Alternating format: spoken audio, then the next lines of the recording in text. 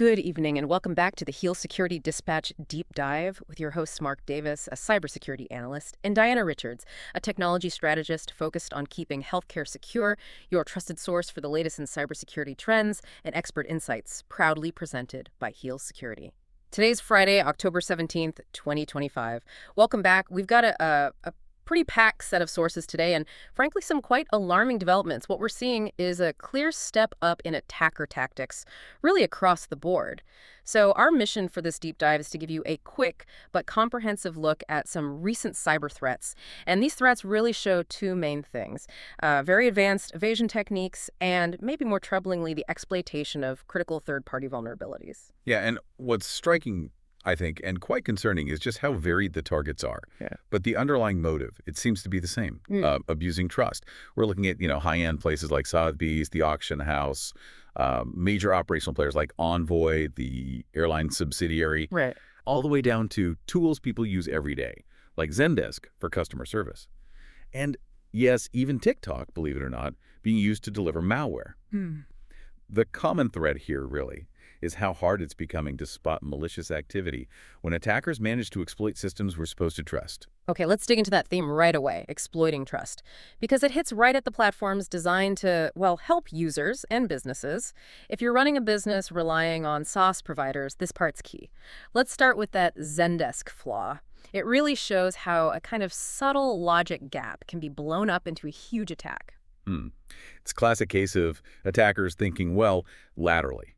They weren't trying to break into Zendesk's main systems, not directly. Instead, they found a weakness, a gap in the authentication and ticketing process itself.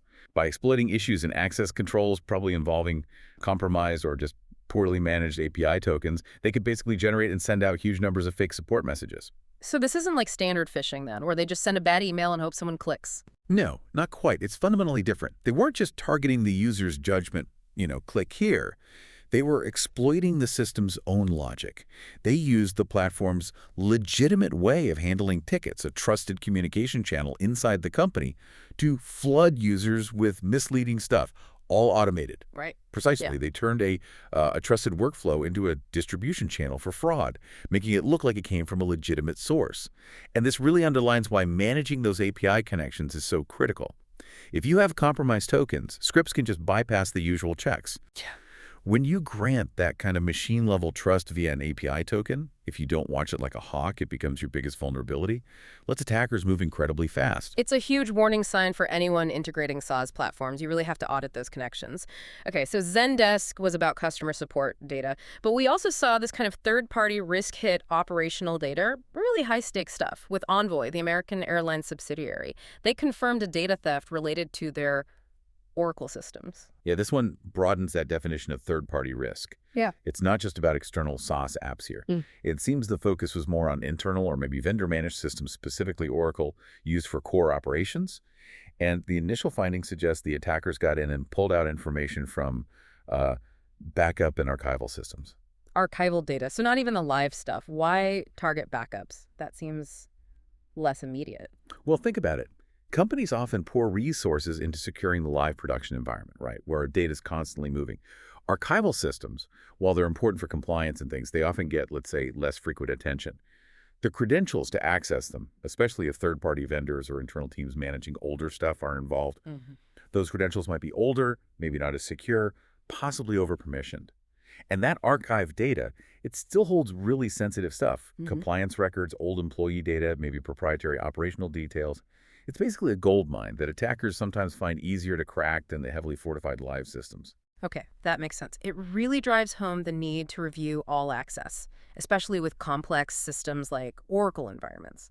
The complexity itself can hide weaknesses. All right, let's shift gears a bit. If that was about exploiting trust in organizations, this next part is about pure evasion making malware almost invisible. And we have to start with, well, a pretty surreal delivery method: TikTok videos. Yeah, that sounds a bit bizarre, doesn't it? TikTok videos delivering malware. But criminals are using these short videos, often targeting users looking for, cracked or pirated software, telling them to run specific PowerShell commands right in their system terminal. And that PowerShell command, it's not the malware itself, is it? It's just the first step. Exactly. It's just the door opener. It reaches out and pulls down a whole sequence of things. The first stage usually drops a variant of something like Oro stealer malware, and crucially, it sets up persistence using scheduled tasks. So the infection sticks around even if you reboot. Okay, persistence. But you mentioned advanced evasion. Right, here's the really clever or maybe insidious part, the later stage. See, traditional antivirus looks for bad files on your disk. To get around that, this malware doesn't just drop a pre-made malicious program.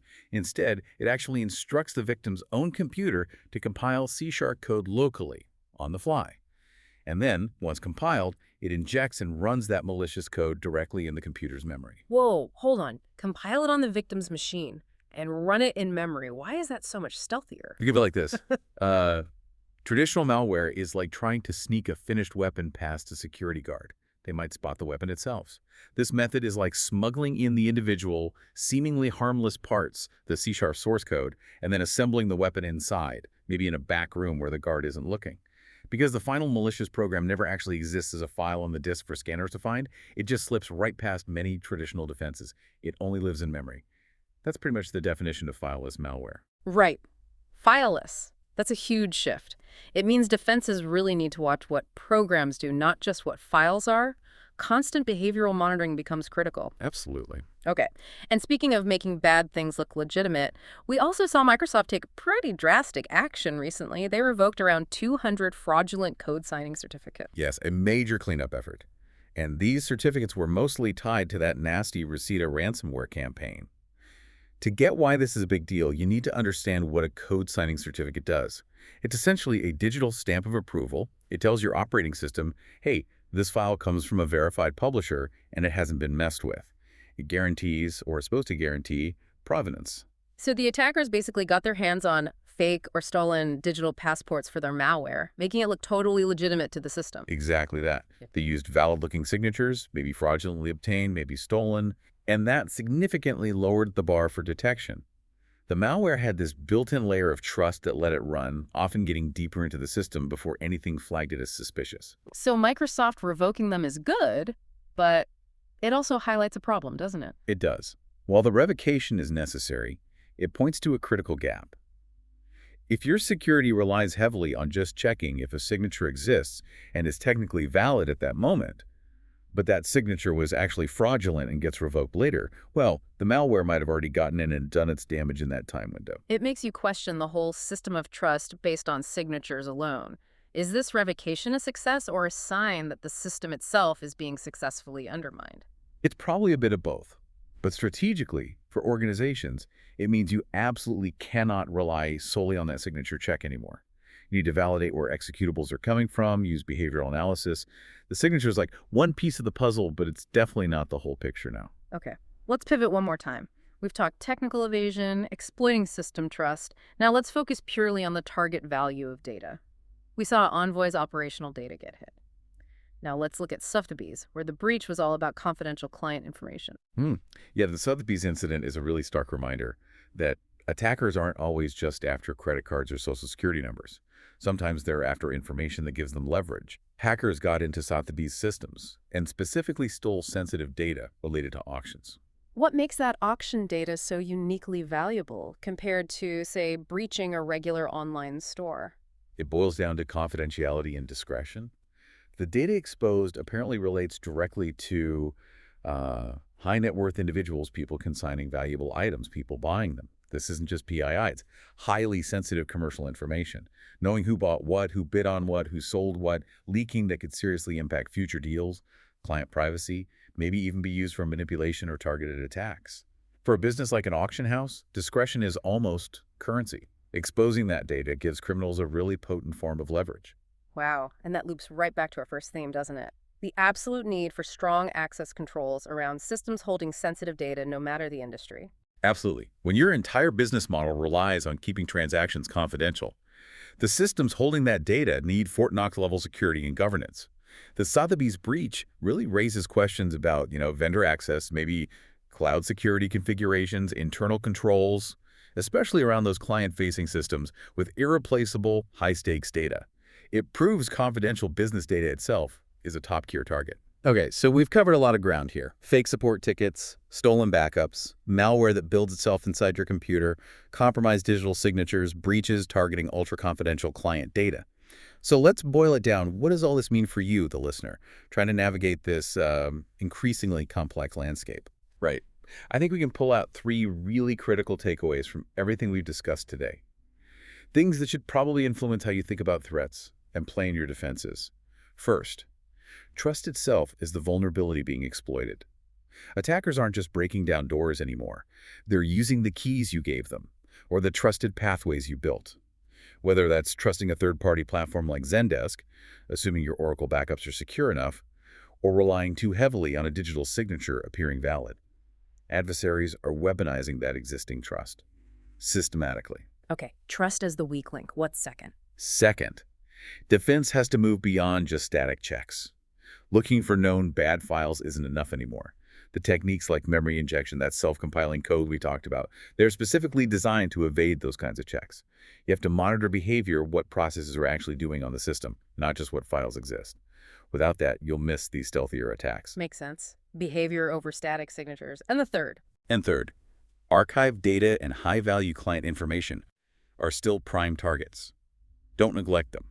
The lesson from both Envoy and Sotheby's is clear. Whether it's confidential business records or sensitive data sitting in cold storage, it's incredibly valuable to attackers and needs just as much security focus as your live, active systems.